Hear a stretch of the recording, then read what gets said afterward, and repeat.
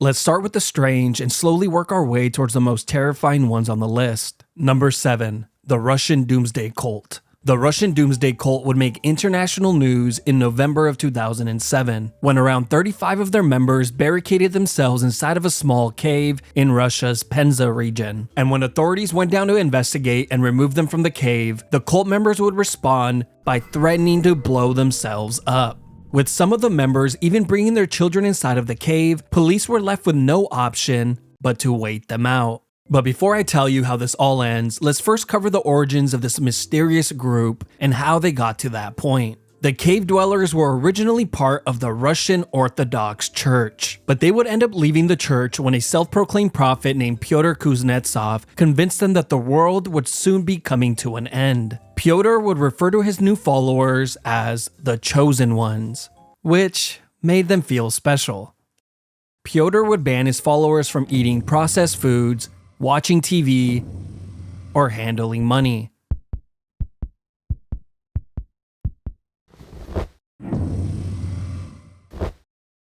They would also reject barcodes, national identification numbers, and passports, since Pyotr convinced them that they all contained the mark of the beast.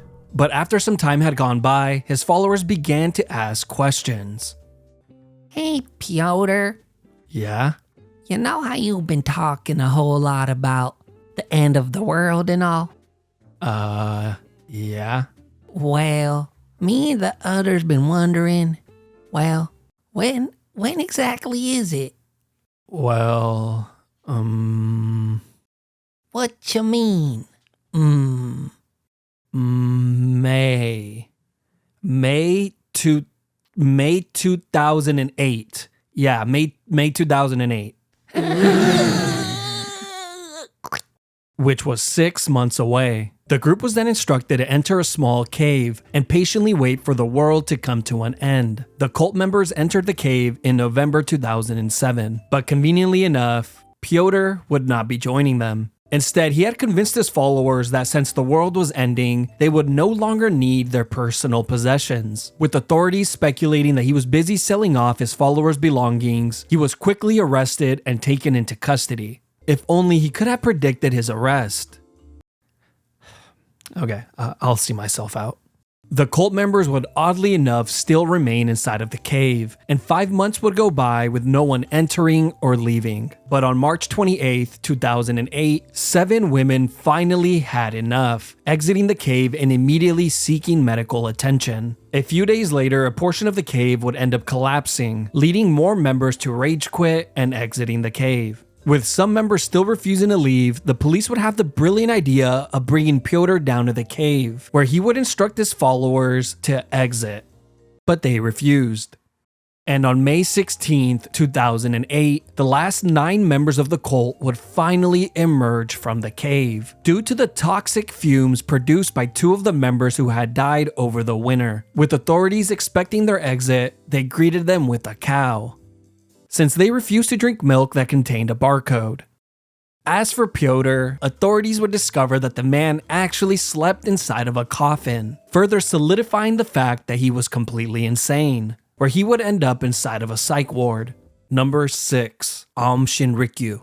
Probably one of the most infamous and dangerous cults to have ever existed. In 1987, this cult would make themselves known to the world when a few of their members orchestrated the deadliest domestic attack in Japan's history, leaving 13 innocent people dead and over 6,000 injured. But before we get to that heinous attack, let's first cover how this cult began. The year is 1987. A man named Chizuo Matsumoto began to distribute pamphlets claiming to have reached a new level of enlightenment through meditation. The pamphlet advertised a yoga class where you can come and learn about his amazing discovery. But during these classes, he would spend his time preaching about the end of the world. And that should have probably been your cue to updog your way out the class.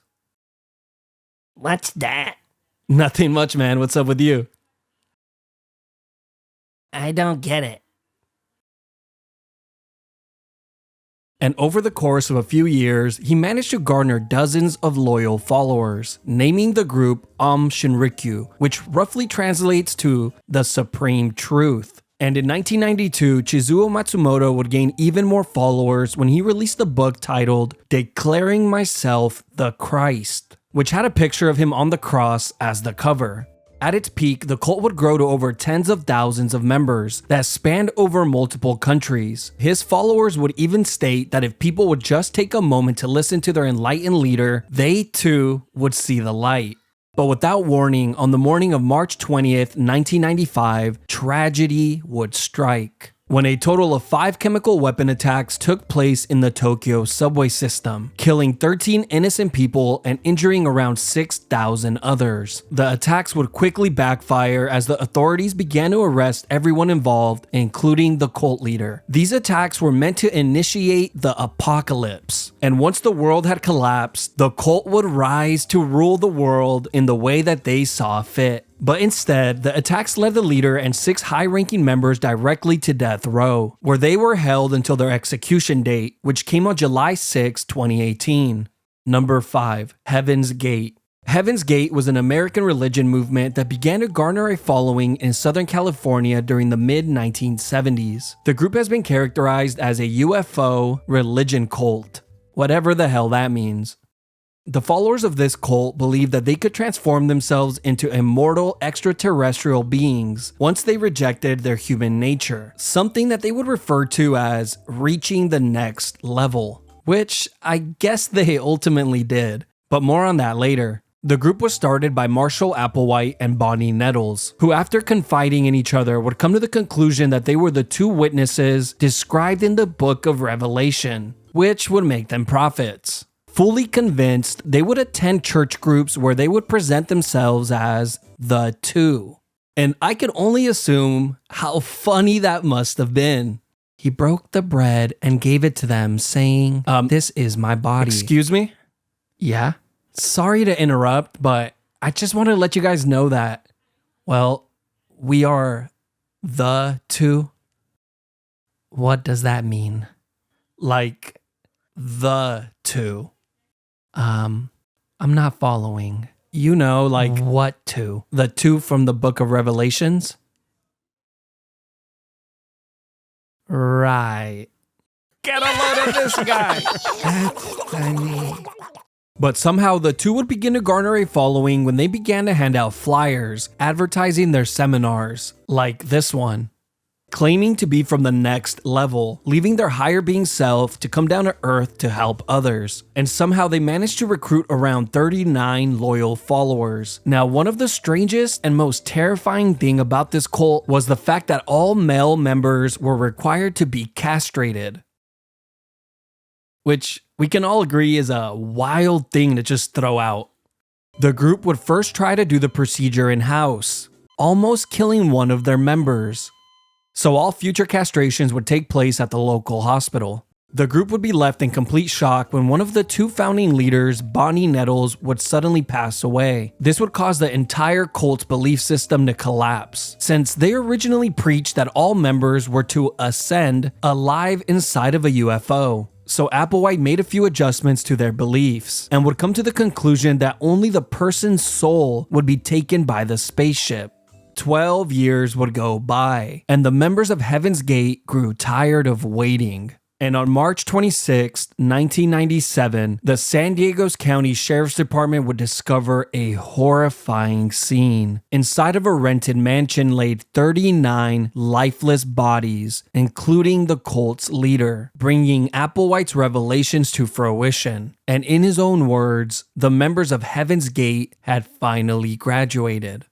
Number 4, the Branch Davidians. This is one of the most insane cults to have ever existed. The Branch Davidians were an apocalyptic Christian cult founded in Texas in 1935 by a man named Victor Houteff. And in 1957, the cult would purchase 941 acres of land near Elk, Texas, where they would build a large community that would serve as their home and headquarters. But things wouldn't really start to heat up until 1987, when a man named David Koresh would take over as the cult's leader. And he was, of course, you guessed it, a self-proclaimed prophet.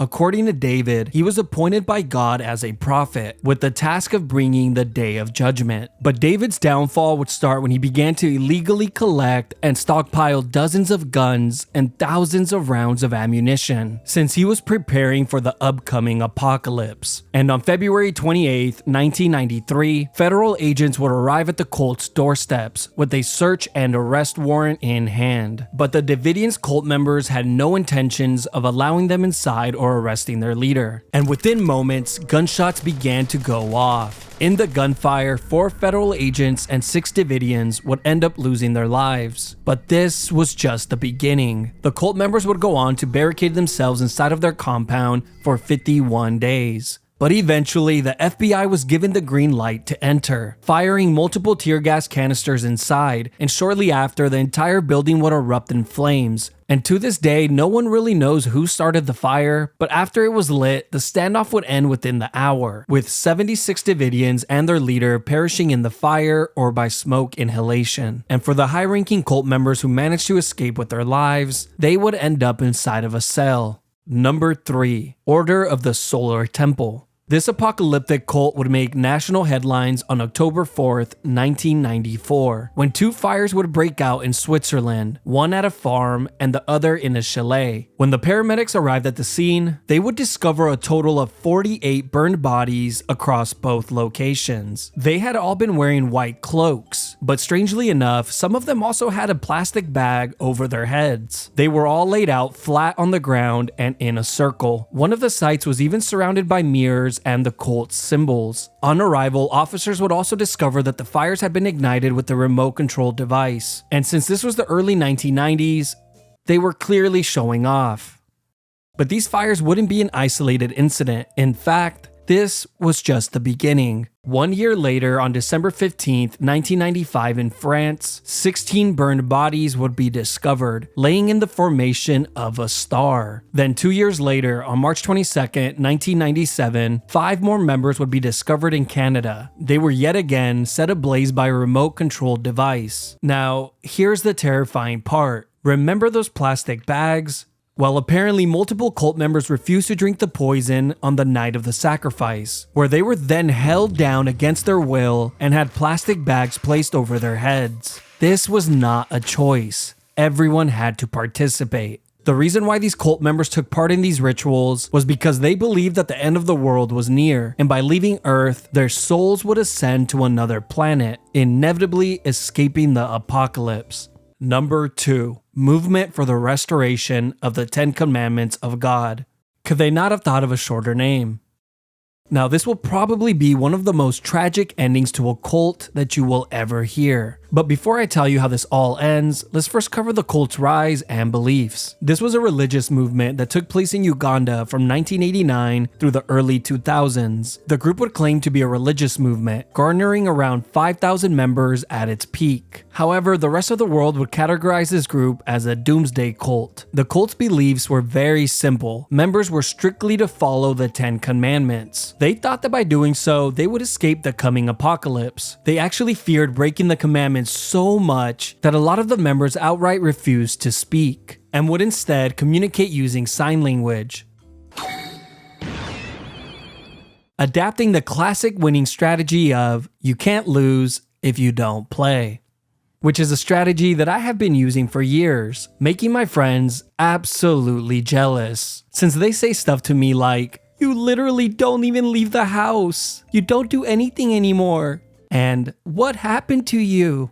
But don't worry, those are just words. It's so much better to know that you remain undefeated. The leaders of the cult would even claim to be able to directly talk to God, and being told when the world would come to an end, placing the date on December 31st, 1999. As soon as this date was announced, the cult members erupted in a frenzy, selling their livestock and all of their belongings for very cheap. The leaders would then instruct their members to give all of the money to the movement, which they gladly did. But eventually, the date of doomsday arrived, and surprise, nothing happened. causing the leaders to push the date back to March 17th, 2000. With the followers enraged and beginning to ask for their money back, the leaders could not afford to be wrong this time around. So on March 17th, 2000, all 530 members were instructed to attend a party inside of a boarded-up church. But just moments after the last person arrived, the party would quickly come to an end. With the only entrance to the church being shut, the building quickly erupted in flames. With no way out, all 530 members would be trapped inside and slowly burned alive. Police would later discover that 2 of the 5 cult leaders never attended the party. And just 4 days after the church fire, police would investigate all of the cult's properties, discovering an additional 395 bodies. The bodies of members that had been poisoned just days before the party, raising the total body count to over 900. The 2 cult leaders that are believed to have orchestrated these attacks managed to escape the country before being captured, and to this day, they remain free. Number 1. The People's Temple. This cult would become one of the most talked about tragedies in all of American history. With countless of documentaries made on the subject and word of a new movie currently in the works, it really goes to show just how much of an impact this cult has had on society. It would all begin in 1954 in Indianapolis, Indiana, when a communist man named Jim Jones opened up his own church, attracting people by offering healing services, claiming to heal all sorts of diseases. In the coming years, Jones would garner thousands of loyal followers, secretly using religion to further his political ideology. After a while, Jones would begin to get criticized for his views, leading him to move to California in 1965. And by the early 1970s, he had established the temple's headquarters in San Francisco. Old members would be tasked with recruiting, leading to massive growth. And eventually, they would reach thousands of members. Hey, Yeah? What's up? do you like Jesus? What? Like our Lord and Savior Jesus? Yeah, Yeah, I guess. He's cool. cool. Want to like him with us? I'm okay, man. Thanks. Why? I'm okay, brother. Appreciate the offer, though. Why? Just keep it moving, man. Why? Brother, try someone else. Why? All right, man, you're ridiculous. Just give me the flyer. Why?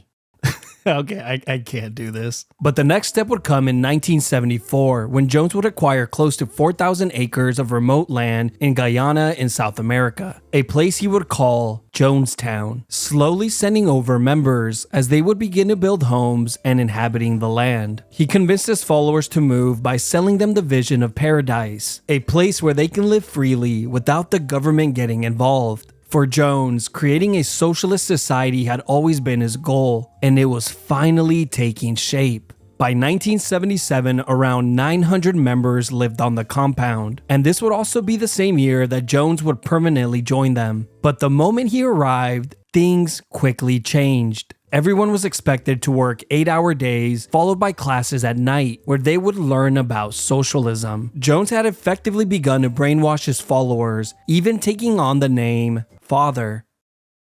But everything would change on November 17th, 1978, when a politician named Leo Ryan and his team arrived at Jonestown to investigate claims of abuse. After the investigation was complete, Ryan would be ambushed at the airstrip, where he and 3 others would be fatally gunned down.